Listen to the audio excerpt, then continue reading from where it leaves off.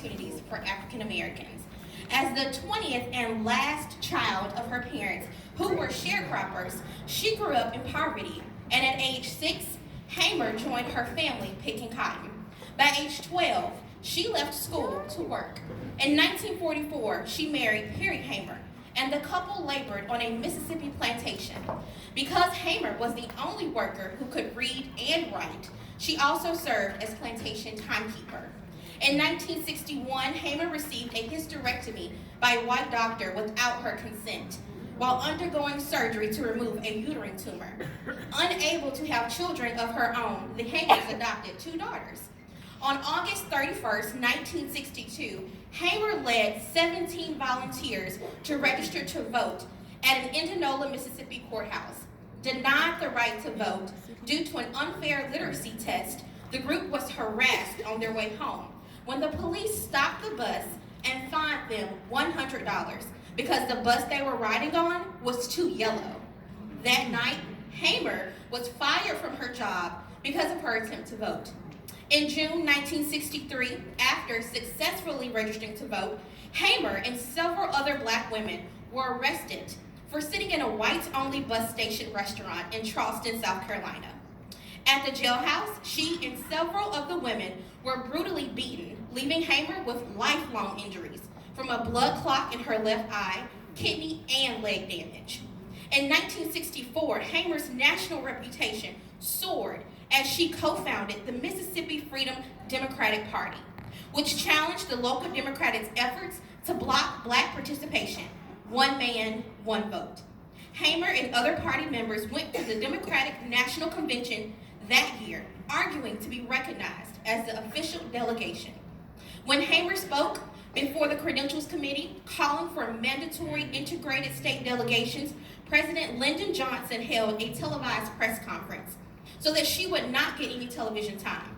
But her speech, with its heart-wrenching descriptions of racial prejudice in the South, was televised later.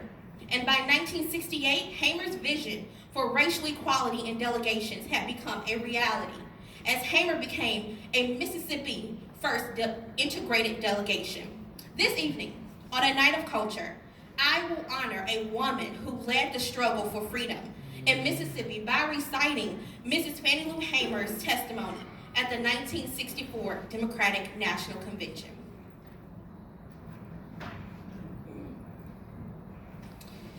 Mr. Chairman, and to the Credentials Committee, my name is Mrs. Fannie Lou Hamer, and I live at 626 East Lafayette Street, Rouville, Mississippi, Sunflower County, the home of Senator James O. Eastland and Senator Stennis. It was the 31st of August, 1962, that 18 of us traveled 26 miles to the county courthouse in Indianola and tried to register to become first-class citizens. We were met in Indianola by city police and state highway patrolmen, and they only allowed 2 of us in to take the literacy test at the time. After we had taken this test and started back to Rouville, we were held up by the city police and state highway patrolmen and carried back to Indianola, where the bus driver was charged that day with driving a bus the wrong color. After we paid the fine among us and carried on back to Rouville, I was met there by Reverend Jeff Sonny, who carried me 4 miles into the rural area where I'd worked as a timekeeper and sharecropper for 18 years. I was met there by my children, who told me that the plantation owner was angry because I'd gone down to try to register. By then, my husband came and said that the plantation owner was raising Cain because I'd gone to register. Now, before he can quit talking, the plantation owner came and said, Fannie Lou, do you know, did Pap tell you what I said? And I said, yes, sir. He said, I mean that if you don't go down, withdraw your registration, you'll have to leave. And said, if you go down, withdraw it, you still may have to leave because we're not ready for that in Mississippi. I addressed him and said, sir, I didn't try to register for you. I tried to register for myself. Yeah. You know, I had to leave that same night. On the 10th of September, 1960,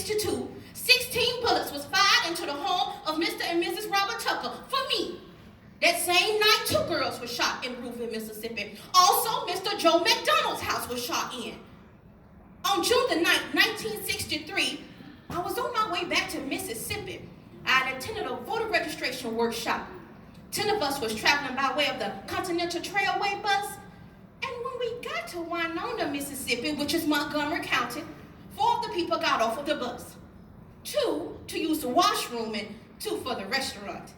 Now, I was on the bus at the time, but when I saw that they began to leave, I got off of the bus to see what has happened.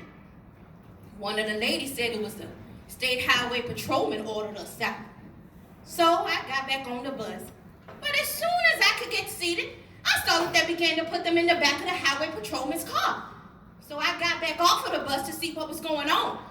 One of them yelled, "Get that one there." I got in the back of the highway patrolman's car. He told me I was under arrest, and he kicked me. I was carried to the county jail and put into the booking room. They left some of the people in the booking room, and they began to place us in cells. I was placed in a cell with a young woman by the name of Miss Evesta Simpson. When I was in that cell, I could hear sounds of licks and screams. I could hear sounds of licks and horrible screams. And I would hear someone say, "Can you say yes, sir, nigga? Can you say yes, sir?" And they would say other horrible things. And she said, "Yes, I can say yes, sir." He said, "Say it." She said, "I don't know you well enough." Oh, they beat her I don't know how long. And she just began to pray and ask God to have mercy on those people. It wasn't too long before 3 white men came to my cell. One of them was a state highway patrolman. He asked me where I was from, and I said Roofville. He said, "We're going to have to check that." Wasn't too long before he came back and said, "You from Roofville, all right." He said, "We're going to make you wish you were dead." Wasn't too long before he moved me to another cell with 2 Negro prisoners. The state highway patrolman ordered the first Negro prisoner to take the blackjack. And that first Negro prisoner ordered me, by orders of the state highway patrolman, to lay on the bunk bed on my face. I laid on the bunk bed on my face, and the first Negro began to beat me. First Negro beat me till he was exhausted. And I had my hand behind my back on the left side because I suffered from polio when I was 6 years old. After the first Negro beat me till he was exhausted, he ordered the second Negro prisoner to beat me. And I began to work my feet.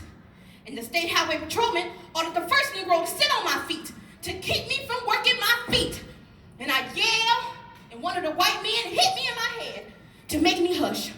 My dress would work up. I pull my dress down, and he'd pull it back up. I was in jail when Medgar Evers was murdered. All of this onto account that we want to register to become first-class citizens. And if the Freedom Democratic Party is not seated now, I question America. Is this America, land of the free and home of the brave, where we have to sleep with our telephones off the hooks because our lives be threatened daily because we want to live as decent human beings in America? Thank you.